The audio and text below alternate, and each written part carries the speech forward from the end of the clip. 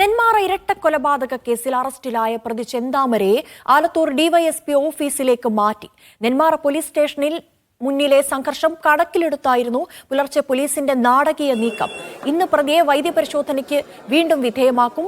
തുടർന്ന് മജിസ്ട്രേറ്റിന് മുന്നിൽ ഹാജരാക്കാനാണ് തീരുമാനം. ചെന്താമര ക്ഷീണിതനായിരുന്നെന്നും ഭക്ഷണം കഴിക്കാനായി വീട്ടിലേക്ക് വരുന്നതിനിടെയാണ് പിടിയിലായതെന്നും എസ്.പി. അജിത് കുമാർ മീഡിയ വണ്ണിനോട് പറഞ്ഞു. അയാൾക്ക് വിശപ്പ് സഹിക്കില്ല, ഭക്ഷണം കഴിക്കാൻ വരുമെന്ന് പറഞ്ഞാൽ അവിടെ പോലീസുകാർ പിടിച്ചതാണ്. അവിടെ സ്ട്രൈക്കിംഗ് പാർട്ടി ഉണ്ടായിരുന്നു, CD പാർട്ടി പിടിച്ചതായിരുന്നു. അത് അയാൾക്ക് നടക്കാൻ പറ്റാത്ത അവസ്ഥയായിരുന്നു. വീട്ടിലേക്ക് വരുന്ന വഴിക്ക് പിടിച്ചതാണ്. അല്ല, അയാളുടെ വീട്ടിലേക്ക്.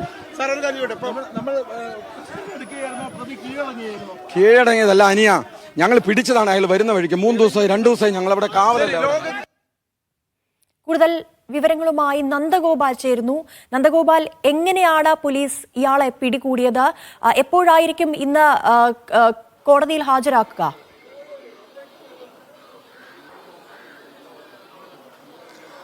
ഇന്നലെ രാത്രി ഏതാണ്ട് 10:30 കൂടിയാണ് ഈ പ്രതിയെ പിടികൂടുന്നത്. ഇയാൾ മലയിൽ ഒളിച്ചിരിക്കുകയായിരുന്നു എന്നുള്ളതാണ് അറിയുന്നത്. അവിടെ നിന്നും വിശപ്പ് സഹിക്കാതെ മലയ്ക്ക് താഴേക്ക് ഇറങ്ങിയ സമയത്താണ് പ്രതിയെ പോലീസിന്റെ പിടിയിലാകുന്നത് എന്നുള്ളതാണ് ഇപ്പോൾ നമുക്ക് ലഭിക്കുന്ന വിവരം. ഏതായാലും ഇന്നലെ രാത്രി നെന്മാറ പോലീസ് സ്റ്റേഷനിലേക്കാണ് ഈ ചെന്താമരയെ കൊണ്ടുവന്നത്. അവിടെ വലിയ തോതിലുള്ള ഒരു പ്രതിഷേധം നടന്നിട്ടുണ്ടായിരുന്നു.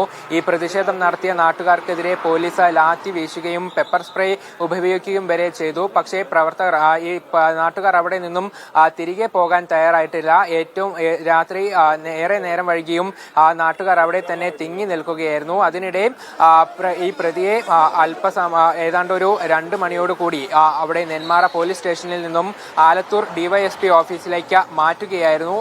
ഇവിടെയാണ് ഇന്ന് ചോദ്യം ചെയ്യലും മറ്റ് നടപടികളുമൊക്കെ തന്നെ ഉണ്ടാവുക. രാവിലെ പ്രതിയെ മെഡിക്കൽ എടുക്കുന്നതിന് വേണ്ടി കൊണ്ടുപോകും. ഇന്നലെ ഒരു വൈദ്യപരിശോധന പൂർത്തിയായി, മറ്റൊരു വൈദ്യപരിശോധന കൂടെ നടക്കും എന്നുള്ളതാണ് അറിയിച്ചിരിക്കുന്നത്.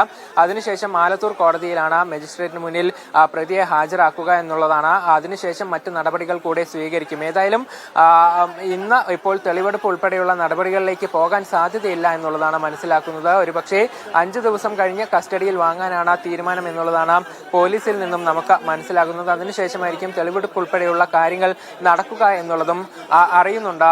പോലീസ് പ്രതിയുടെ പ്രാഥമിക വിവരങ്ങൾ ഒക്കെ അന്വേഷിച്ചിട്ടുണ്ട്.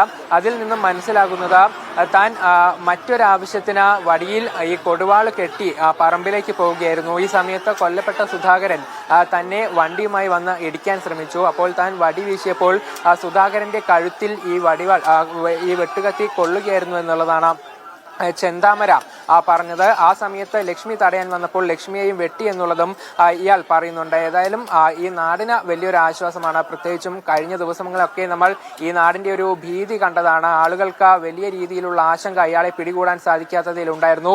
ഒപ്പം പോലീസിന് നേരെയും വലിയ രീതിയിലുള്ള പ്രതിഷേധങ്ങളൊക്കെ ഉയർന്നിട്ടുണ്ടായിരുന്നു. ഏതായാലും ഇതൊക്കെ അവസാനിച്ചു. പ്രതിയെ പിടികൂടാൻ സാധിച്ചിട്ടുണ്ട്. പക്ഷേ തുടർ നടപടികളാണ് ഇനി ഏറ്റവും അധികം ശ്രദ്ധിക്കപ്പെടുന്നത്. പ്രത്യേകിച്ചും കഴിഞ്ഞ തവണ ഇതുപോലെ കൊലപാതകം നടത്തി ജയിലിലായ വ്യക്തി പുറത്തു വരികയും ജാമ്യവ്യവസ്ഥകളൊക്കെ ലംഘിച്ചുകൊണ്ടാണ് ഇത്തരത്തിൽ വീണ്ടും ഒരു കുറ്റകൃത്യം നടത്തുകയും ചെയ്തിട്ടുള്ളത്. അപ്പോൾ ഇത്തവണ ഇയാൾക്കെതിരെ ഏതൊക്കെ തരത്തിലുള്ള നടപടികൾ സ്വീകരിക്കും എന്നുള്ളതാണ് എല്ലാവരും ഉറ്റുനോക്കുന്നത്. ഇന്നലെ സുധാകരന്റെ മക്കളും മാധ്യമങ്ങളെ കണ്ടിട്ടുണ്ടായിരുന്നു. അതിൽ ഇവർ ചൂണ്ടിക്കാട്ടിയ കാര്യം, പോലീസിന്റെ ഈ വാക്കുകളൊന്നും തങ്ങൾക്ക് ഇനി ഉറപ്പില്ല, അതിൽ വിശ്വാസമില്ല എന്നുള്ളതാണ്.